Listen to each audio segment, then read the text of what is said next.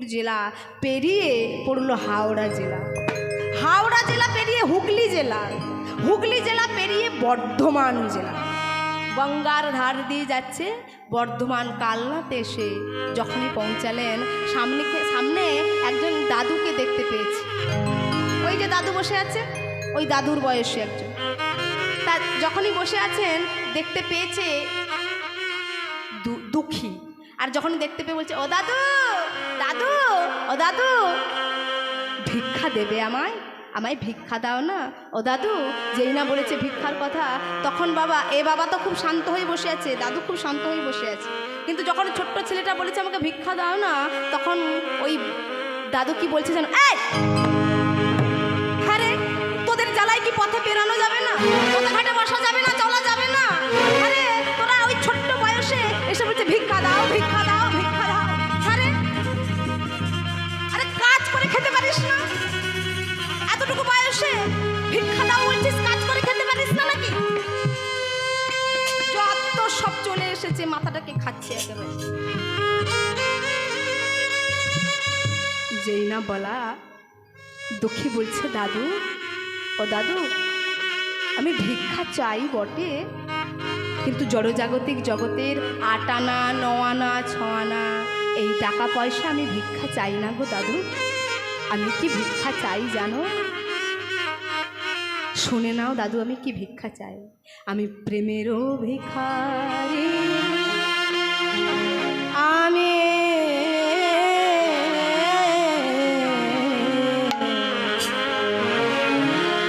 প্রেমেরও ভিখারি, প্রেম ভিক্ষা করি যাব গো নদিয়া। প্রেমেরও প্রেম ভিক্ষা করি যাব গো নদিয়া। আমি প্রেমের ভিখারি, প্রেম ভিক্ষা করি যাব গো নদিয়া। আমি যাব গো,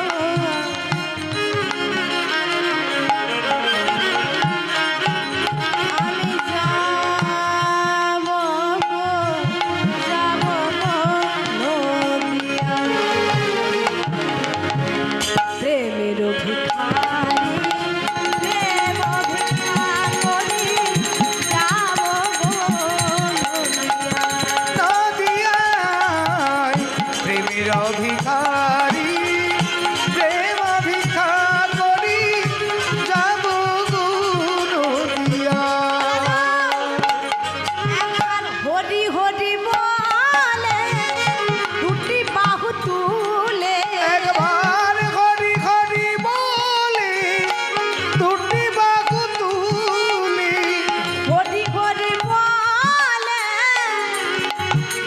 দুটি বাহু তুলে, একবার হরি হরি বলে দুটি বাহু তোলে।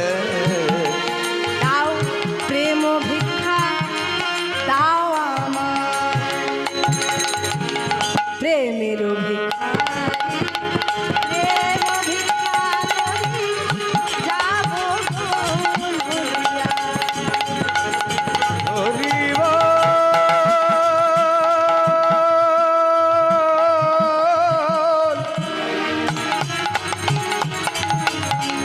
হরি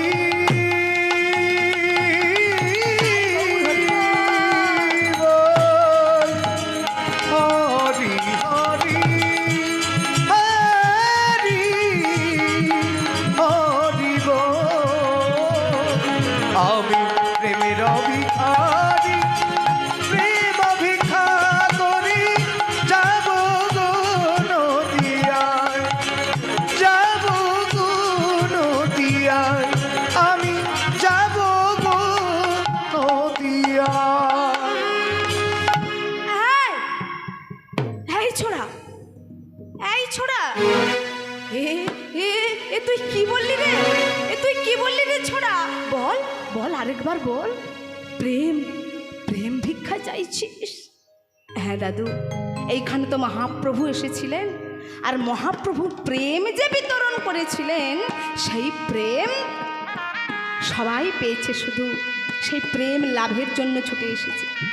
সত্য সত্যই বলেছিস তুই রে, সত্য বলেছিস, সেই প্রেম আমার পূর্বপুরুষগণ পেয়েছিলেন বটে, কিন্তু সেই প্রেম যে আমরা এই বৃদ্ধ হয়ে গেলাম, এই বৃদ্ধাবস্থাতেও যে আমরা ধরে রাখতে পারিনি, আমরা ধরে রাখতে পারিনি। সত্য সত্যই জানেন বাবারা, আমরা সবাই মিলে আমাদের শিশুকাল পেরিয়ে যৌবনকাল চলে গেল, যৌবনকাল পেরিয়ে বার্ধক্য বেলায় চলে এলাম, তথাপিও আমাদের যে নিজেদের কর্ম, সেই নিজেদের কর্ম আমরা সবাই মিলে করতে পারলাম না সঠিকভাবে। এই কথাটা আমি বলছি না বাবা, আপনারা সবাই মিলে পড়েছেন বিশ্বজয়ী কবি রবীন্দ্রনাথ ঠাকুর, তার একটা কবিতা আছে হাট, আপনারা সবাই পড়েছেন, মনে আছে আপনাদের? হ্যাঁ গো বাবারা, হাট কোথায়? হাট কবিতাটা কি বললেন? কুমোর পাড়ার গরুর গাড়ি বোঝাই করা কলসি হাঁড়ি, গাড়ি চালায় সঙ্গে যে যায়, হাট বসেছে বক্সিগঞ্জের। বাহ, মায়েরা কবিতা ভালোই মুখস্থ রেখেছে, পড়েছিল তখন, এখনো পর্যন্ত মায়েদের ভালোভাবে মনে আছে। তাই এই যে সুন্দর কবিতা, এই কবিতাটা বিশ্বকবি রবীন্দ্রনাথ ঠাকুর লিখেছিলেন, কিন্তু এই যে কবিতার অন্তর্নিহিত যে অর্থ, যে ব্যাখ্যা কি বলল, কুমোর পাড়ার গরুর গাড়ি, কুমোর যেরকম খড় মাটি দিয়ে যে ঠাকুর গড়ে, যেরকম খড় মাটি দিয়ে সুন্দর করে ঠাকুর গড়ে, সেরকম ভগবানও আমাদের রক্ত মাংস গড়া এই দেহটা বাঁধিয়ে দিয়েছে। আর যখন দেহটা বাঁধিয়ে দিয়েছেন, তাতে কি বলছে? বোঝাই করা কলসি হাঁড়ি, দেহটা ফাঁকা নাই, দেহ তাতে কোদাই বোঝাই করা আছে কলসির হাঁড়ি। কলসির হাঁড়ি কি কি গো? এবার আপনাদের যে জেলা, এই জেলার সঙ্গে মিল রয়েছে, মন দিয়ে আস্বাদন করতে হবে বাবা। লীলা 1 মন থেকে 2 মন হলে বোঝা যাবে না। আপনাদের জেলার নাম হচ্ছে দক্ষিণ 24 পরগনা। তার এই দক্ষিণ 24 পরগনা জেলার সঙ্গে আমাদের দেহের যেরকম মিল আছে, আপনারা মিলিয়ে নেন। 5টি কর্মেন্দ্রিয় এবং 5টি জ্ঞানেন্দ্রিয় মিলে কটা হচ্ছে? 10 ইন্দ্রিয়।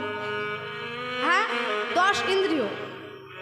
বাক, পাত, পানি, বায়ু, উপস্থ, চক্ষু, কর্ণ, নাসিকা, জিহ্বা, ত্বক, 10টা। আচ্ছা, তারপরে 5টা তত্ত্ব দিয়ে এই দেহটা গঠিত। ক্ষিতি, অত্তেজ, মরুদ্গম, কত হলো বাবা? কত হলো? 10, 5 কত হলো? 15। তারপর কি বলছে? কাম, ক্রোধ, লোভ, মদ, মোহ, মাৎসর্য, 6টা রিপুও আছে, কত হলো? 21। তারপর দেখুন মন, বুদ্ধি আর অহংকার। এই মনটা বললো বাবা, যাই একটু নতুন কীর্তনিয়া এসেছে, এখানে অনুষ্ঠান হবে, একটু দেখে আস। বুদ্ধিকে বললো, আর মনের কথা শুনে বুদ্ধি এলো, আর বুদ্ধি যখন এলো তারপর বলছে অহংকার। অহংকারটা কি? আমরা সবাই কৃষ্ণ চরণের দাস। এই জড়জাগতিক জগতে যারা বড় বড় লোকের ঘরের দাস হয়, তাদের কত অহংকার হয়। মনে করুন, যদি অমিতাভ বচ্চনের ঘরের কাজের লোক, তার মানে কত অহংকার। হ্যাঁ, কত অহংকার।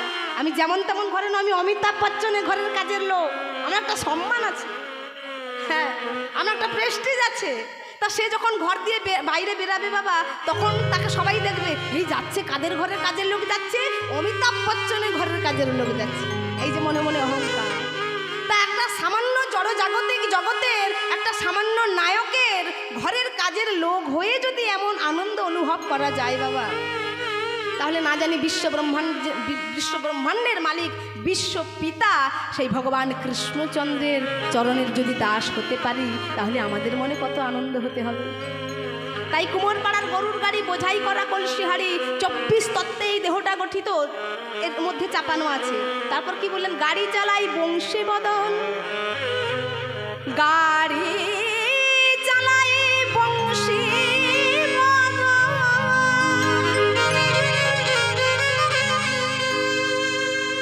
এই গাড়িটা চালাচ্ছে কে? বংশীবদন, কেন্দ্রে বসে রয়েছেন। কিন্তু জানেন, দেহের মধ্যে কেন্দ্রীভূত হয়ে থাকলে কি হবে? আমরা যদি গোবিন্দকে কেন্দ্রের একজন শ্রেষ্ঠ বলে মনে করতাম, তাহলে না হতো আমাদের এই দেহের মধ্যে ব্লাড ক্যান্সার। আমরা যদি গোবিন্দকে এই দেহের মালিক বানাতাম তাহলে কি আমাদের দেহের মধ্যে না হতো ক্যান্সার, সুগার, প্রেশার হতো বাবা? কাঁড়ি কাঁড়ি টাকা যাচ্ছে ঔষধ খেতে খেতে। কিন্তু আমরা করলে কি হবে, আমরা একটু সেলফ ডিপেন্ডেন্ট হতে ভালোবাসি, মানে আত্মনির্ভরশীল, মানে নিজেদের দায়িত্ব নিজেরা নিতে খুব ভালোবাসি। যে বসে আছে আছে, কিন্তু আমি তো আমার ইচ্ছা মতো খুশি করতে পারছি, ইচ্ছা মতো টাকা রোজগার করতে পারছি, ইচ্ছা খুশি অনুযায়ী চলতে পারছি, তা আমরা সেলফ ডিপেন্ডেন্ট হতে খুব ভালোবাসি। গাড়ি চালাই বংশীবদন, সঙ্গে যে যাই ভাগ্নে মদন। মদন মানে কামনা, মদন মানে বাসনা, মদন মানে লালসা, মদন মানে লোভ। তারপর কি বলছে, হাট বসেছে শুক্রবারে, হাট সোমবারে বসলো না, মঙ্গলবারে বসলো না, বুধবারে বসলো না, বৃহস্পতিবারে বসলো না, শুক্রবারে কেন বসলো? সোমবার মানে আমাদের শৈশব কাল চলে গেল, আমাদের হরি ভজন করা হলো না। মঙ্গলবার মানে আমাদের কৈশোর বেলা চলে গেল, আমাদের হরি ভজন হলো না। বুধবার মানে আমাদের যৌবন বেলা গড়ে গেল, আমাদের হরি ভজন হলো না। বৃহস্পতিবার মানে যৌবন বেলা কাটিয়ে বার্ধক্যে প্রবেশ করলাম, আমাদের হরি বলা হলো না।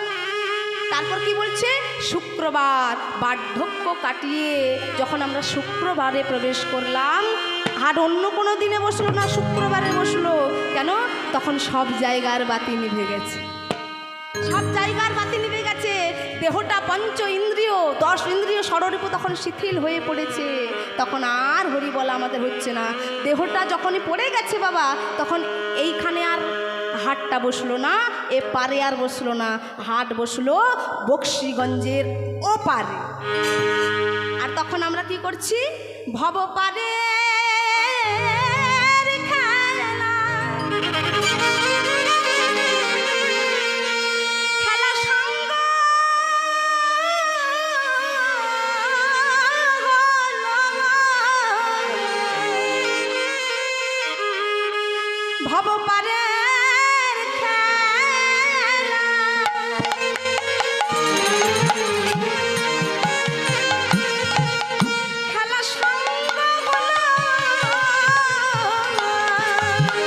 ভব পারে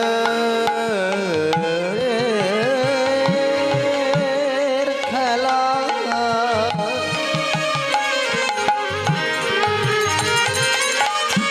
খেলা সঙ্গ হলো বদনে হরি বলা হলো না। ভব পার খেলা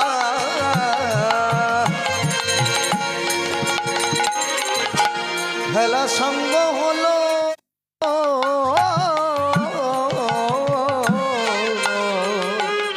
ভবপারের খেলা আমাদের সাঙ্গ হয়ে গেল, আমাদের হরিভজন হলো না। তাই সেই কথাটাকে জানানোর জন্য, বোঝানোর জন্য দুঃখী আজ গুরুদেবের কাছে গিয়েছে। গুরুদেবের নাম হচ্ছে হৃদয় চৈতন্য প্রভু, বর্ধমান জেলার কালনাতে গিয়ে গুরুদেবের জয়ধ্বনি দিয়ে উঠলেন, হৃদয় চৈতন্য প্রভু কি জয়, হৃদয় চৈতন্য প্রভু কি জয়, হৃদয় চৈতন্য প্রভু কি। জয়।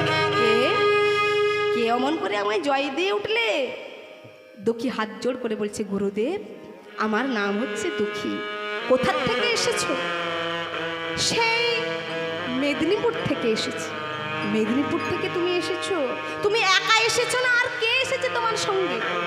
কেউ আসেনি, আমি একাই এসেছি। ওরে বাবা, ওরে বাবা, সেই সেই মেদিনীপুর, সেই খড়গপুর, সেখান থেকে তুমি একা এসেছো, একটা ছোট্ট ছেলে। কি করে এসেছো তুমি? তোমার ভয় করলো না? গুরুদেব আমি এসেছি অন্য কোনো উদ্দেশ্যে নয়, আমি এসেছি কৃষ্ণ ভজন করার উদ্দেশ্যে, কৃষ্ণ সেবা পাওয়ার জন্য এসেছি গুরুদেব। বাহ বাহ বাহ বাহ বাহ, এই অতটুকু ছোলে এত ছোট্ট বয়সে তোমার যে চৈতন্য হয়েছে। হ্যাঁ গো বাবারা, আমাদের ঘরেরও তো বাচ্চা আছে, আপনাদের বাড়িতেও বাচ্চা আছে, কিন্তু আজকালকার দিনের বাচ্চারা বাবা ওই কৃষ্ণ ভজন তো দূরে থাক, সারাক্ষণ শুধু খেতে গেলে মোবাইল, শুতে গেলে মোবাইল, খেলতে গেলে মোবাইল। এরকম বাবা জড়জাগতিক জগতের অবস্থা হয়েছে। কিন্তু আমরা কতজন বাবা মা শিক্ষা দিই যে মোবাইল খেলার বস্তু নয়, হরি নামের খেলা আমরা কতজন বাবা মা শেখাইব? শেখাতে পারি না, কারণ আমাদের সেই চৈতন্যটাই নেই। আর একটা সত্যি কথা বলতে বাবা, অপরাধ নিও না, ছেলে সন্তান যে করবে সেই মা যদি ভক্তিমতী না হয় তাহলে কিন্তু কোনোদিন সন্তান কৃষ্ণ ভক্ত হতে পারবে না। ধ্রুব আজ ধ্রুব হলো কি করে, প্রহ্লাদ আজ প্রহ্লাদ হলো কি করে? তাদের মা ছিল ভক্তিমতী। মাটি খাঁটি হলে যেরকম মাটির ফসল ভালো হয়, সেরকম মাটি খাঁটি হলে মাটির ফসল ভালো হতে বাধ্য। মা বাবার শিক্ষা নিয়ে দুঃখী যখনই গেছে কৃষ্ণ ভজন করার উদ্দেশ্যে, তখন বলছে তোমার এই অত্যন্ত ছোট বয়সে চৈতন্য হয়েছে, খুব ভালো লাগলো বাবা। তা কৃষ্ণ ভজন করবে বললেই তো আর কৃষ্ণ ভজন করা হয় না। আমি যাকে তাকে যখন তখন দীক্ষা দিই না। আমার কাছে দীক্ষা নিতে গেলে আগে পরীক্ষা দিতে হবে। তা তুমি কি পরীক্ষা দিতে প্রস্তুত? তুমি পরীক্ষা দিতে প্রস্তুত তো? শোনো, তাহলে কি উঠে পড়ো, আমার কাছে এসো। তা তুমি যখন পরীক্ষা দিতে প্রস্তুত, তোমায় কি করতে হবে ভালো করে বলছি, বুঝে নাও। এই যে সামনে দেখতে পাচ্ছ মাটির কলসি, এই মাটির কলসিটাকে মাথায় নাও। নিয়েছো? আচ্ছা, মাথায় নিয়ে মাটির কলসিটা নিয়ে গিয়ে কোথায় যাবে? বৃন্দাবনে। জয় রাধে। কোথায় যাবে? না, বৃন্দাবনে নয়, গঙ্গাতে যাবে। গঙ্গাতে গিয়ে গঙ্গা থেকে জল আনবে, আর জল এনে কৃষ্ণের সেবা করার যে তুলসী বাগান তাতে ঢালবে। বুঝতে পারছো তো নাকি বলো? কিসে ঢালতে বললাম?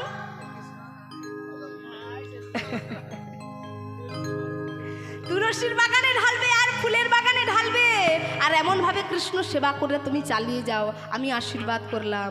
শোনো, যখনই এমনভাবে গুরুদেবের আজ্ঞা পেয়ে গেল, প্রত্যেক দিন মাটির কলসিতে জল এনে কৃষ্ণের তুলসী আর ফুলের বাগানে ঢেলে দেয়। এইভাবে ঢালতে থাকলো, ঢালতে ঢালতে 1 মাস যায়, 2 মাস যায়, 3 মাস যায়। এইভাবে যখন দিন চলে যাচ্ছে বাবা, একদিন দুঃখীর হয়ে গেল এক বিশাল কাণ্ড। কি জানো?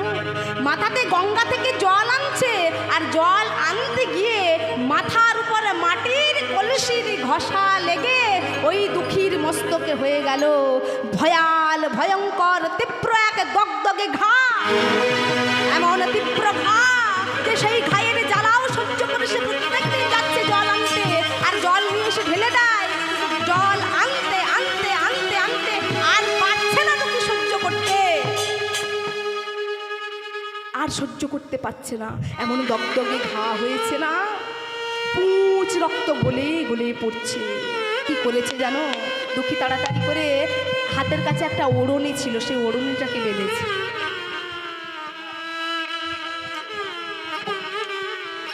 ওড়নিটাকে নিয়ে পাগড়ি বেঁধেছে।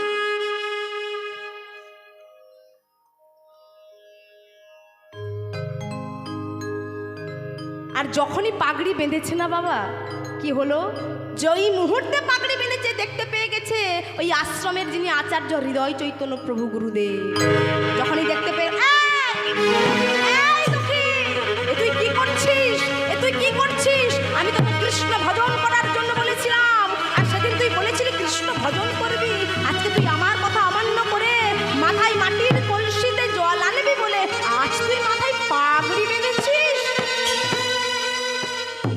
আজকে তুই মাথায় পাগড়ি বাঁধছিস, না জানি কাল কোন অপরাধ করবি, আর সে অপরাধের বোঝা আমার মাথায় এসে লাগবে।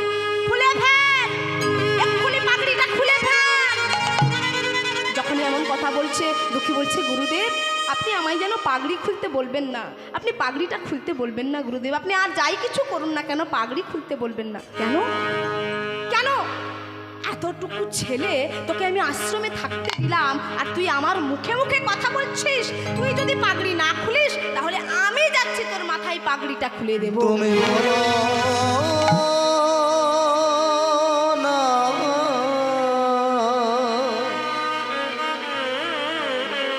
ওগো গুরু দে, তুমি বলো না, বলো না বাবা ওগো গুরু দে। গুরুদেব নিজে এসে ছুটতে ছুটতে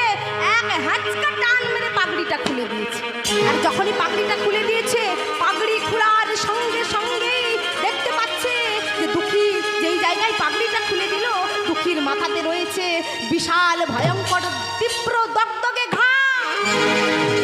আর সে ঘা, এমন ঘা থেকে গলে গলে পুঁজ রক্ত পড়ছে। আর শুধু তাই নয়, তার মধ্যে দুর্গন্ধ আসছে, আর বড় বড় পোকাও সেখানে কিলবিল কিলবিল করছে।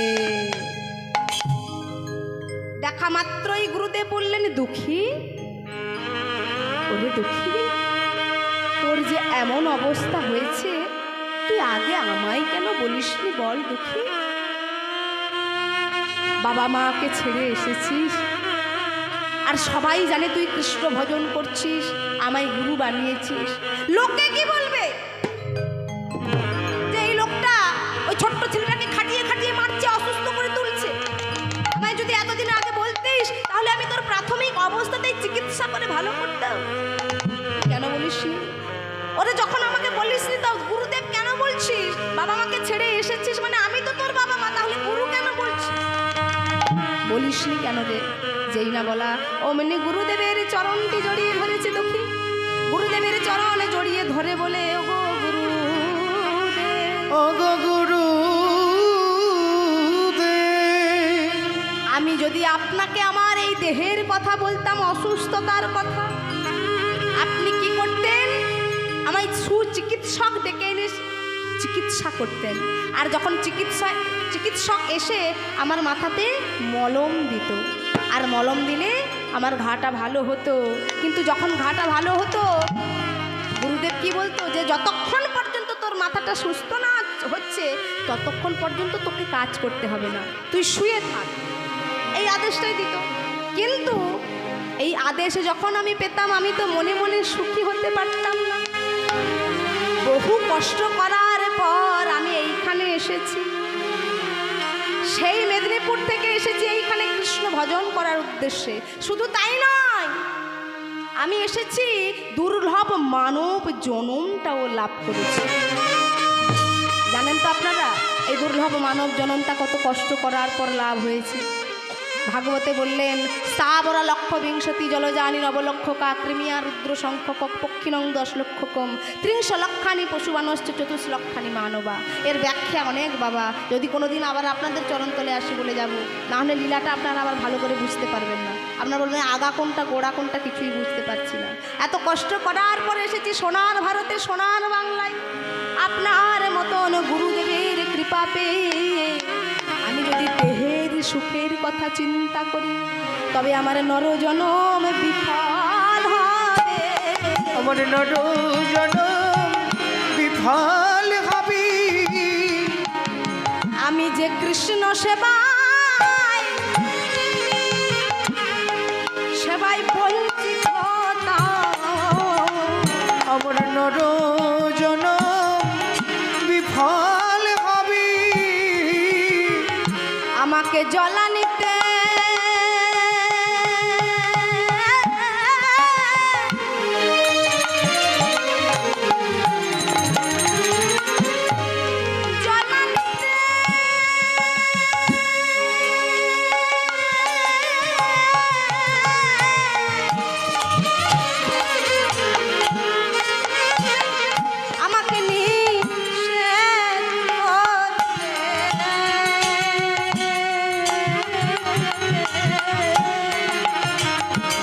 আমার নরজনম বিফলে যাবে। আমাকে জ্বলানিতে নিষেধ করলে গুরুদেব, আমার কৃষ্ণ ভজন হবে না। আমার কৃষ্ণ ভজন হবে না গো। আমায় জ্বলানিতে নিষেধ করলে কৃষ্ণ ভজন হবে না। আমায় জ্বালানিতে নিষেধ করলে আমার কৃষ্ণ ভজন হবে না গো। জ্বলানিতে নিষেধ করলে কৃষ্ণ ভজন হবে না গো। জ্বলানিতে নিষেধ করলে মুখে হরি হরি হরি, জ্বালানিতে নিষেধ করলে কৃষ্ণ ভজন হবে না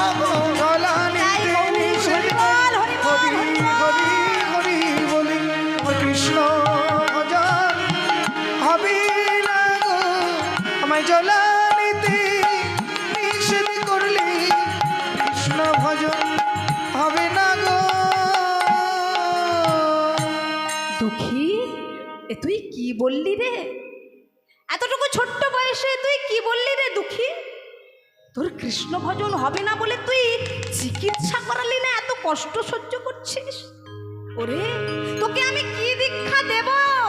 তুই তো কৃষ্ণ ভজন নিয়ে জন্মগ্রহণ করেছিস, কৃষ্ণ সেবা করবি বলে জন্মগ্রহণ করেছিস। ওরে দুঃখী, আর আমি দেরি করব না রে দুঃখী, আজই তুই চলে যা, গঙ্গায় স্নান করে আয়। গঙ্গায় স্নান করে আসার পরে বাম পাশে বসিয়ে যখনই দীক্ষা প্রদান করলেন, বললেন, শোন, আজ থেকে তোর নাম কৃষ্ণদাস। চলে যা, আর এখানে তোকে থাকতে হবে না, তুই বৃন্দাবনে চলে যা। বৃন্দাবনে গিয়ে তুই কোথায় যাবি? রূপ গোস্বামী এবং সনাতন গোস্বামীর ভাইপো জীব গোস্বামীর কাছে। সেখানে গেলে তুই কৃষ্ণ ভজন পাবি। গুরুদেব, এই যে আপনি আমায় কৃপা করলেন গুরুদেব, এই কৃপা আমি কোনো দিন ভুলব না। আপনার কাছে এসেছিলাম বলে তো তবে আমি বৃন্দাবনের মতো এমন প্রেমময়, যেখানে প্রেমটাই হচ্ছে সম্পদ, সেই কৃষ্ণ ভজনে আশাই আমি যেতে পারলাম। আপনার মতো গুরুদেবের কৃপা হয়েছে বলে প্রণাম করিয়েছে গুরুদেবকে। প্রণাম করে চললেন এক মন নিয়ে বৃন্দাবনের উদ্দেশ্যে।